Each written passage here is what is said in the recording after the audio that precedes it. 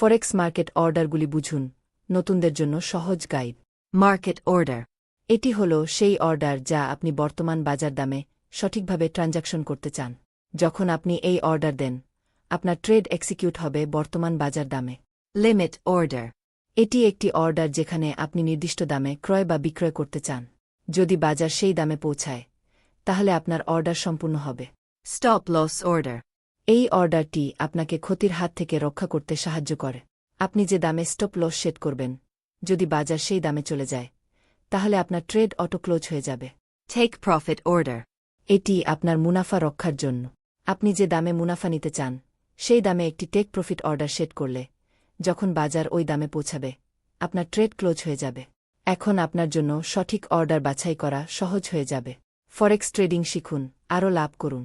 আরও forex trading tips ও guide পেতে আমাদের চ্যানেলটি সাবস্ক্রাইব করুন।